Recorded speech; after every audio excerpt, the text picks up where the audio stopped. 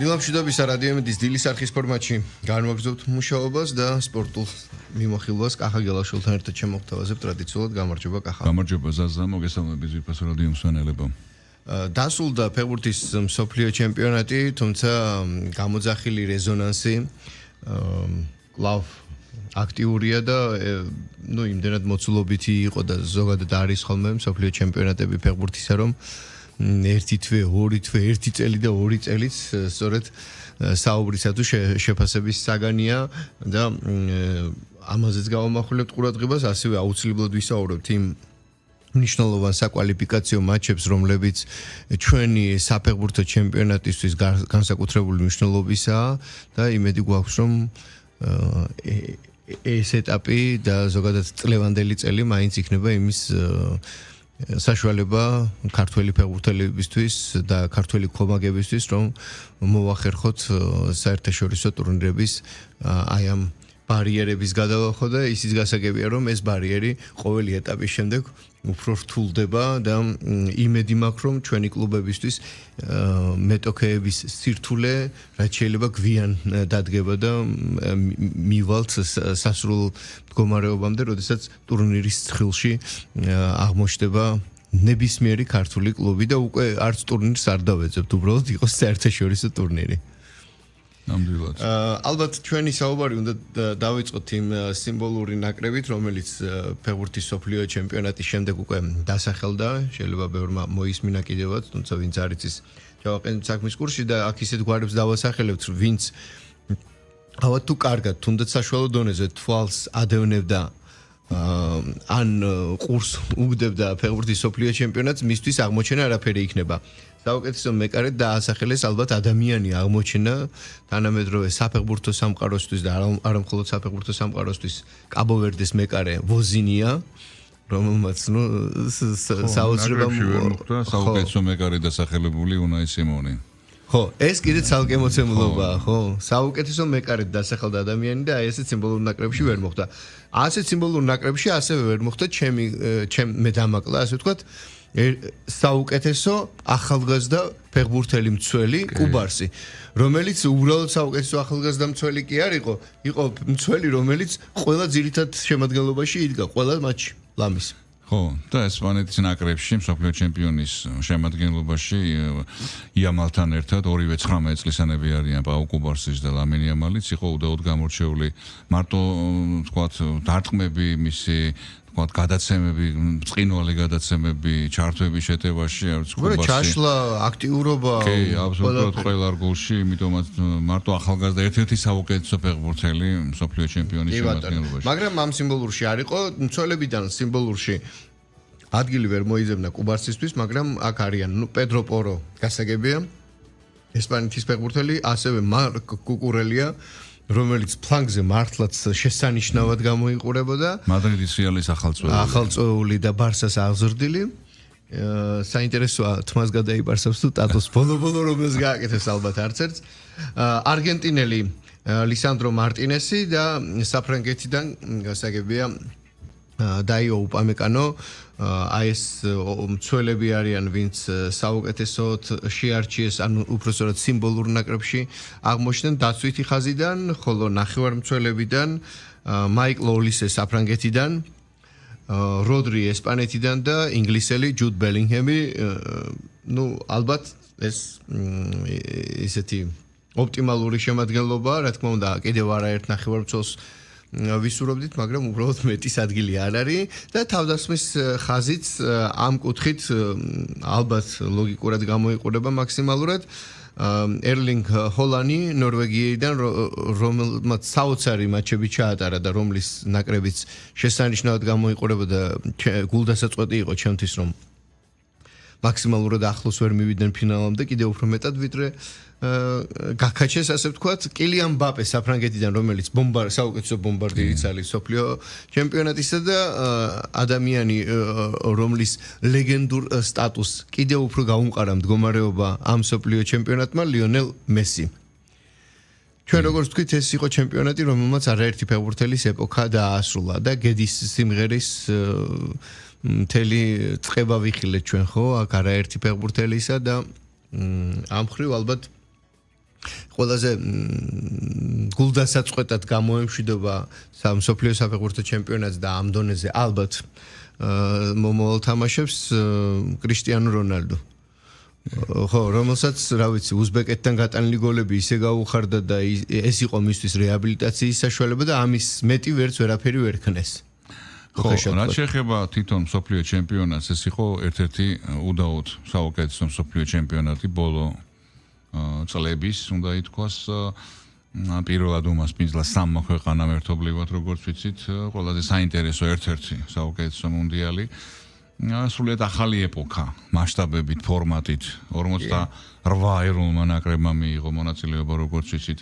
ამ სრულებამ ბუნებრივია გზა გაუხსნა ბევრ დებიუტანტ ქვეყანას, ისეთ პატარა ქვეყნებს და ტურნირს ეგრევე გეოგრაფიული მრავალფეროვნება შეძინა, ხო? სამი ქვეყნის ამერიკის შეერთებული შტატების, მექსიკის და კანადის ერთობლივმა მასპინძლობამ ბუნებრივია უზრუნველყო მაღალი დონის ინფრასტრუქტურა და რაც თავარია სტადიონებზე განსხვავებით წინა მუნდიალისგან 1994 წლის მსოფლიო ჩემპიონატისგან, რომელიც ამერიკაში გაიმართა, პრაქტიკულად ყველა შეხვედრა სავსე ტრიბუნების თანხლებით ტარდებოდა, რა თქმა უნდა, ესეც მისასალმებელია ამ ამერიკის შეერთებულ შტატებში პირველ რიგში და ასევე კანადაში, თორე მექსიკაში ფეხბურთი ძალიან პოპულარულია. ხო, ესპანეთის ნაკრები მსოფლიო ჩემპიონი, საერთოდ ბოლო მსოფლიო ჩემპიონატები რო ავიღოთ, მე თითოეულა ფინალი მახსენდება, როდესაც ერთი გუნდი მთელი თავით ჯობს მეტოქეს ფინალში, ხშირ შემთხვევაში ყოფილა კამათი, რომ აი ეს რომა რაის მოიგებდა თანაბარი მეტნაკლებად, აი ყველაზე ესეთი დიდი უპირატესობა ერთი ნაკრების, ანუ მსოფლიო ჩემპიონისა მახსენდება, თქვა, როდესაც საფრანგეთმა მოუგო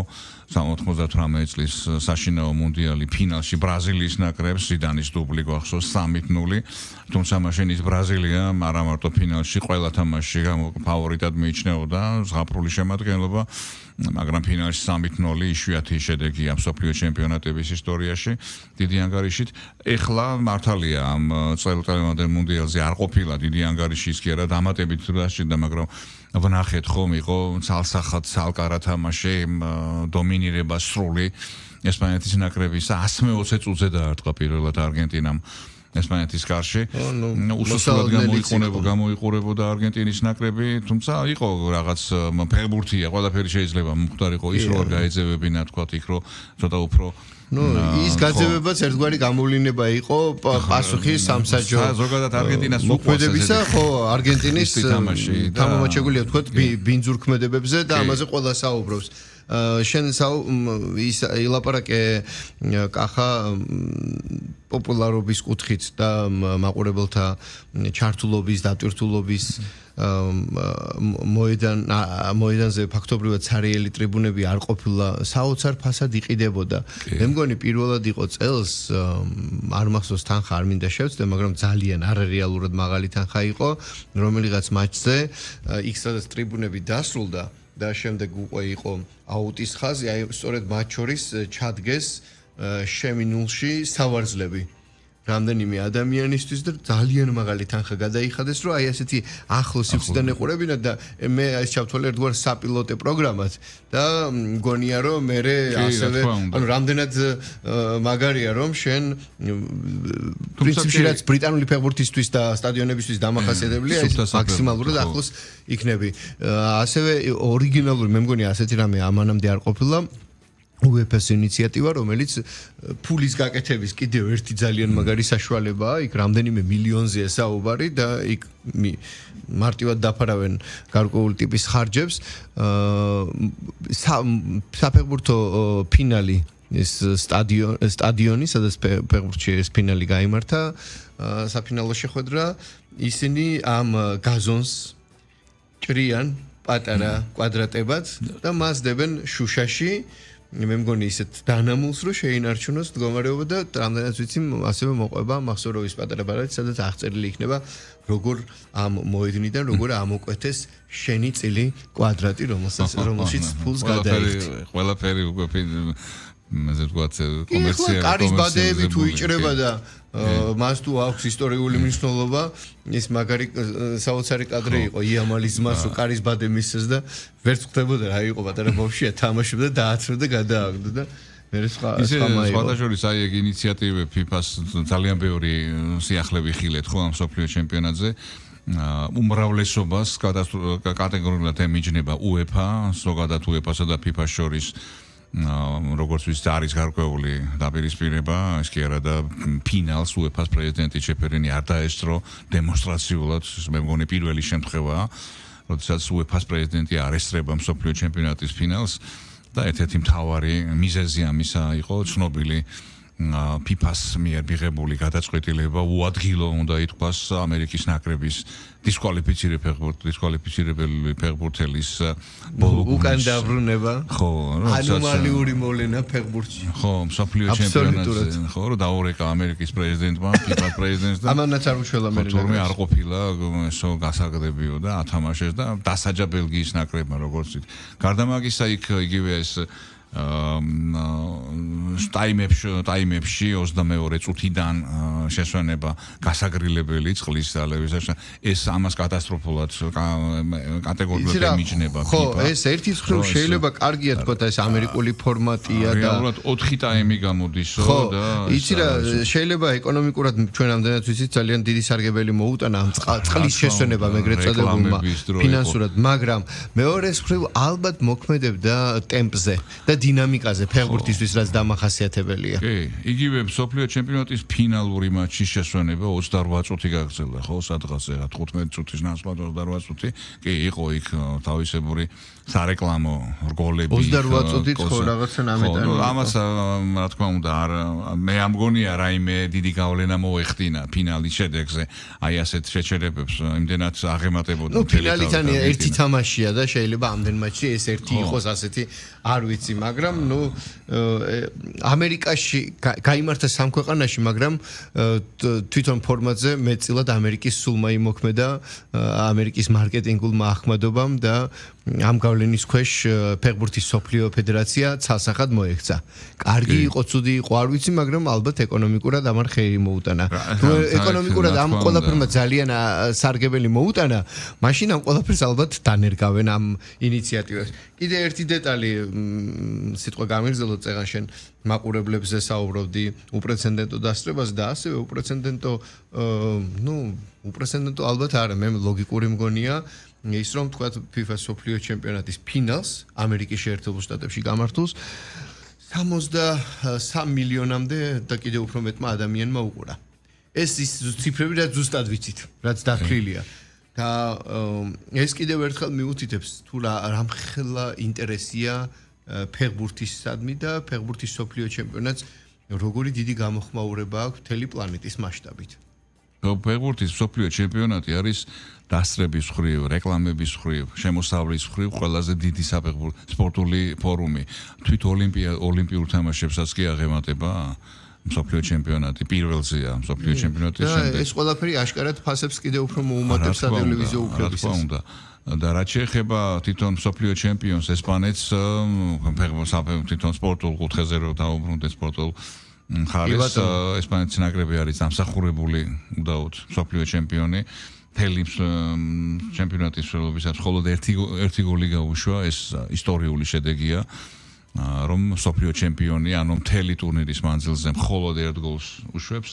რეკორდი სხვადასხვა გამახსენდა ახლა უცებ ერთი გოლი გაუშვა მსოფლიო ჩემპიონატზე ასევე კამერუნის ნაკრებმა ოღონდ კამერუნი მხოლოდ ჯგუფურ ეტაპზე გამოდიოდა 82 წელს ერთი გატანილი და ერთი გაშვებული ჰქონდა სამი ფრე ჯგუფურ ეტაპზე ასევე სამი ფრო ჰქონდა ჯგუფურ ეტაპზე იტალიის ნაკრებს უბრალოდ იტალიას ჰქონდა ორი გოლი გატანილი ორი გაშვებული და აი ამ დამატებითი მაჩვენებლით იტალია გავიდა ჯგუფში მეორე ადგილზე და შემდეგ უკვე მსოფლიო ჩემპიონი გახდა და კამერუნი აი ამ ერთი გატანილი გოლით და ერთი გაშვებული ჩარჩა ჯგუფში და პოლონეთი გავიდა იქ პირველ ადგილზე იტალია მეორეზე. ხო, ასე რომ ამ ხრივაც შემდეგ ორი შეხვედრის გარდა ყველა ძირითად დროში მოიგო ესპანეთის ნაკრებმა საერთოდ თამაში არ წაუგია ჯგუფურ ეტაპზე. სან როგორ იგებდა ყოველგვარი კითხვის ნიშნის გარეშე. კი, და განსაკუთრებით საფრანგეთის ნაკრებთან, საფრანგეთი ლამის ნომერ პირველ ფავორიტად მიიჩნეოდა. საფრანგეთი, ესპანეთი ფაქტობრივად საფინალო მატჩი უნდა ყოფილიყო ალბათ. კი. რაც შეეხება ჩვენ ვახსენეთ კუბარსი და იგივე იამალი თავიდანვე ვიცოდით ხო რომ ძალიან ნიჭიერი და კარგი ფეხბურთელები არის, მაგრამ ამ მსოფლიო ჩემპიონატზე აბსოლუტურად სხვა, ასე ვთქვათ, კუთხით გაიხსნა ორივე ეს ფეხბურთელი. ერთ-ერთი მთავარი ნიშან-თვისება ამ ტურნირისა იყო ფლანგებიდან მაღალი ინტენსივობა და ახალგაზრდა ფეხბურთელების ასეთი დომინირება, იამალი, კუბარსი, მსგავსი მოთამაშეებმა აჩვენეს, რომ ასეთი თანამედროვე ფეხბურთში ახალგაზრდული ენერგია და ასე ვთქვათ, ტაქტიკური სიმწიფე იდეალურად ერწყმის ერთმანეთს. ასე რომ ყველა გოლში იყო აბსოლუტურად დაბალანსებული ესპანეთის ნაკრები და არა და რომ ვთქვათ, ეხლა პრინციპში ჩვენ ესპანეთის ნაკრებს შემადგენლობის ხრივ თითოეული გოლი რო ავიღოთ და ფეხბურთელი უკეთესი შემადგენლობა ყავდა შეიძლება ითქვა საფრანგეთის ნაკრებს ვარსკვლავების ხრივ იგივე პორტუგალიასაც ინგლისსაც არანაკლები ძლიერი გუნდი ყავდა თუმცა ეს გუნდურობა პირველ რიგში და ის არ ვიცი ხა ეს ალბათ ფიქრობ ეს არის მთავარი მწვრთნელის სამწვრთნელო შტაბის დამსახურება რომ ესეთი სამ წელიწადში ჩამოვაყალიბეს ნამდვილი მონსტრი, რასაც ქვია გუნდი, რომელსაც ვერც ერთი მეტოქე ვერ უძლებდა ბოლომდე, ხო? განსაკუთრებით უკვე პლეი-ოფის ეტაპებზე იყო რთული თამაშები, რა თქმა უნდა, მაგრამ აი გადამწყვეტი მატჩები, განსაკუთრებით საფრანგეთთან მატჩში, არ ვიცი, ეს იყო ალბათ ნათქვარი საფეხბურთო კლასიკა, თუ როგორ შეიძლება გააჩეროს სამწვრთნელო ხედვის ეს იყო უშუალო შედეგი რომ არ მახსოვს რომელი წლის ჩემპიონთა ლიგის ერთ-ერთი მატჩი მახსოვს, სადაც ასე დაშალა მიუნხენის ბაიერნის მწვრთნელმა მეტოქი გუნდის შესაძლებლობები ნაწილ და ესე გასაქანი აღარ მისცეს. მე რატომღაც ეს იმ მატჩის ასოციაცია გამოიწვია ჩემში, რომ წარმოიდგინე საფრანგეთის ნაკლები, რომელსაც ჩვენ გვისაუბრია, რომ შეხედო ინდივიდუალურ მოთამაშეებს, ისეთი სახელი გვარებია, რომ დასრულებულია იმის იქით, რაღა უნდა იყოს, ვიღამ უნდა გაუწიოს კონკურენცია, მაგრამ საფრანგეთის ნაკრების ნახევარმცველთა და თავდამსხმელთა ამ ვინგერების მრავალფეროვნებით გამორჩეული და შემტევი ნახევარმცველების საოცარი შემადგენლობით გამორჩეული საფრანგეთის გადაკეტვა მოახდინეს. დეზორიენტირება მოახდინეს და კარში დარტყმების რაოდენობა მინიმუმამდე შეუმცირეს, ხო? და მე კი ვქომაგობდი მესის გამო არგენტინას, მე ესპანეთს ვქომაგობ, მაგრამ თქვათ არგენტინას რომ მოეგო მესის გამო, ნუ მისი კარიერიდან გამომდინარე საინტერესო იქნებოდა, მაგრამ მე თავიდანვე ვამბობდი, რომ ესპანეთის მსგავს გუნდთან არგენტინის მსგავს ნაკრებს შანსი არ აქვს, იმიტომ რომ მათ საფრანგეთთან მატჩი გადასაკედი ჰქონდათ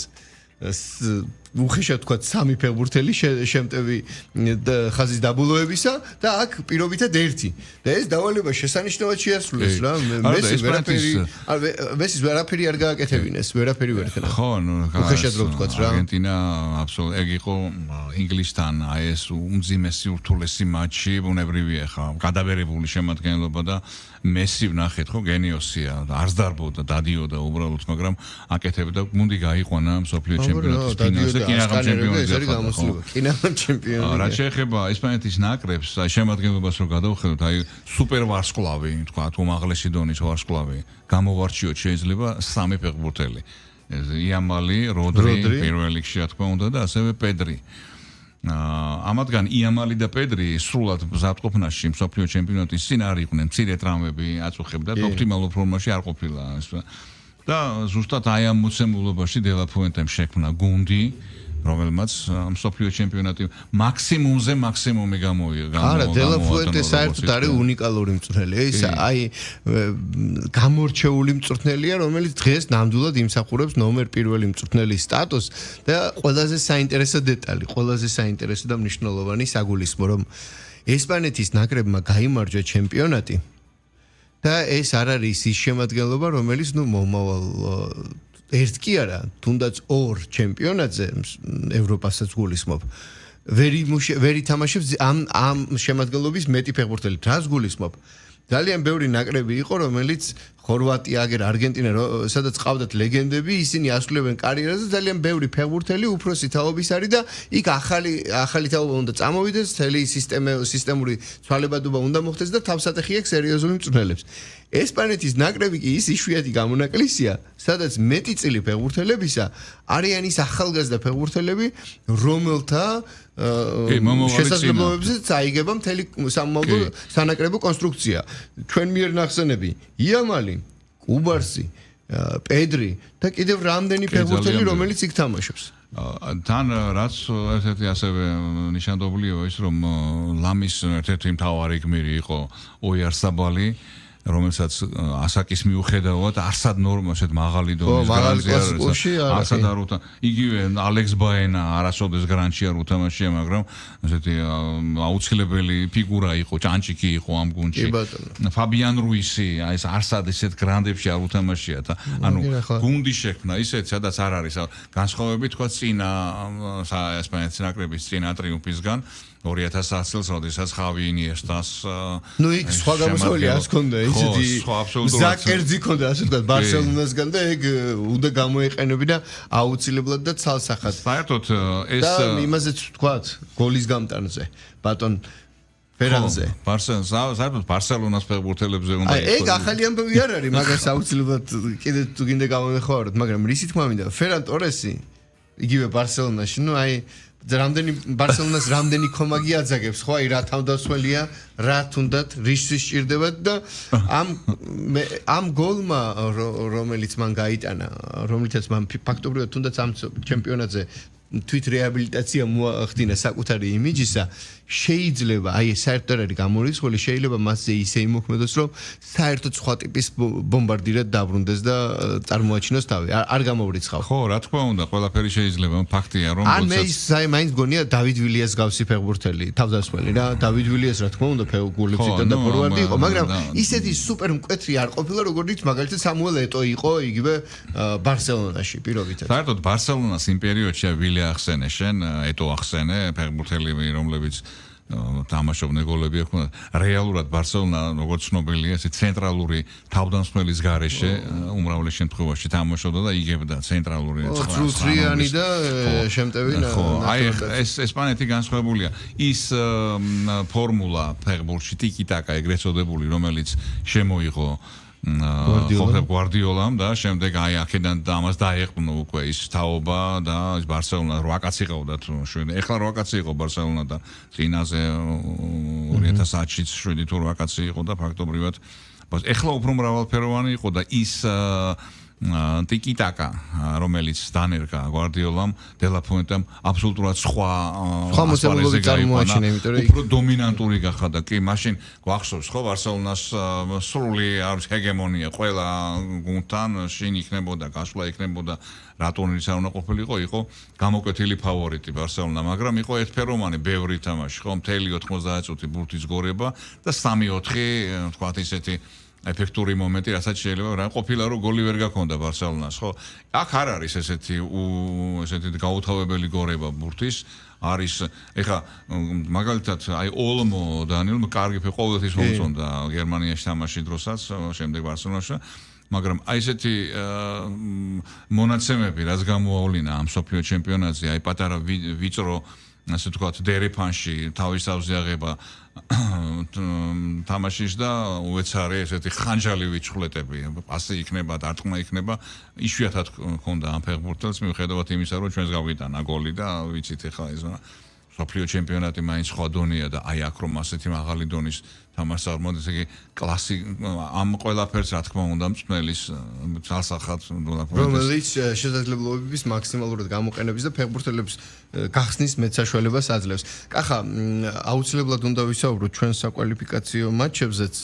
ჩვენ საკლუბო ფეხბურთის გადმოვიდეთ, თუმცა სანამ ამაზე ვისაუბროთ ჩვენ დიალოგის ბოლო ნაწილში,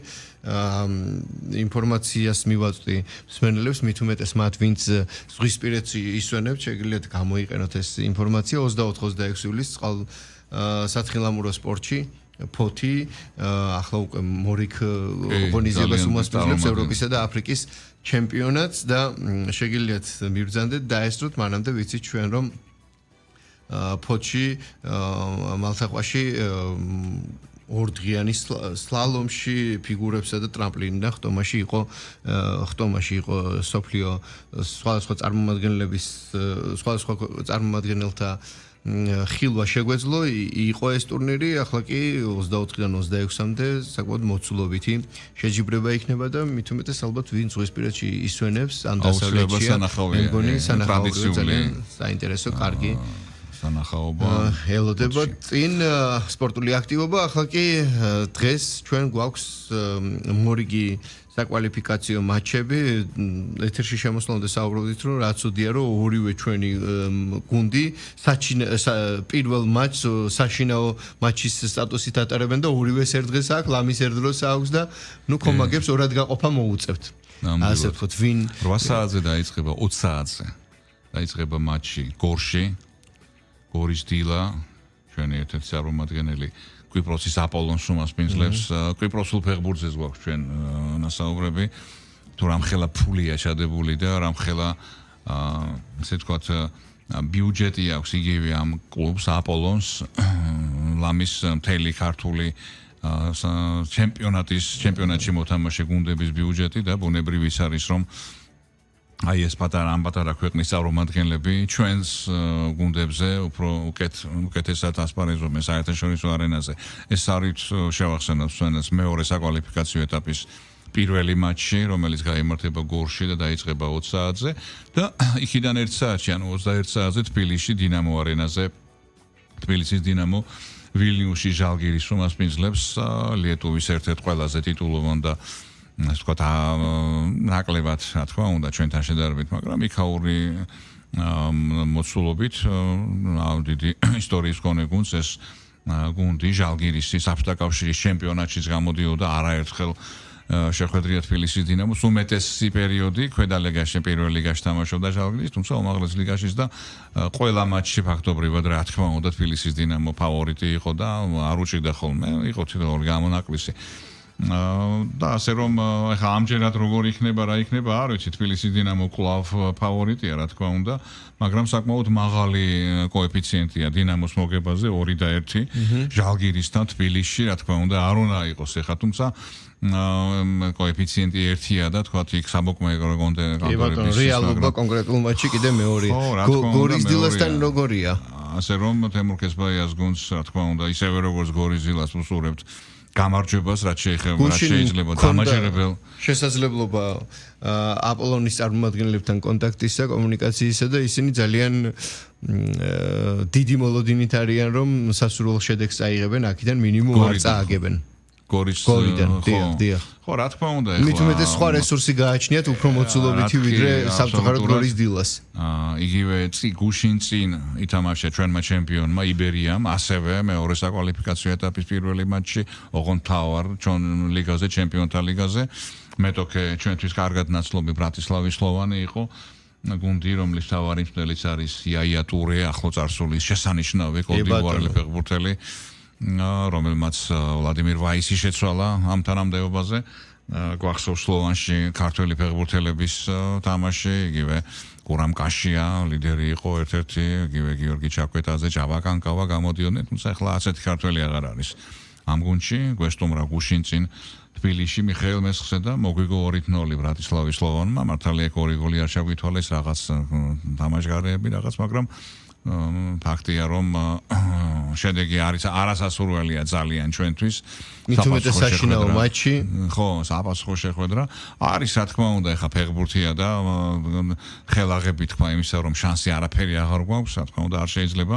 მით უმეტეს ეს გუნდი ფაქტობრივად ორთვიანი დასვენების შემდეგ პირველად ჩაატარა ოფიციალური შეხვედრა მაშინ როდესაც ჩვენთან ეროვნული ჩემპიონატი გახურებულია და გუნდებიც ჩვენი ეროვნული ჩემპიონატის მონაწილე გუნდებიც და ფეხბურთელებიც არიან სპორტულ ფორმაში. საპირისპიროდ აგერ ბრატისლავის სლოვანს 2 თვე არ ჰქონდა ნათამაშები. პირველი ოფიციალური მატჩი ითამაშა იაია ტურეს თაოსნობით სლოვანმა თბილისში. კონდათ გარკვეული შიშები. კარგი სტარტი მივეცით. ხო,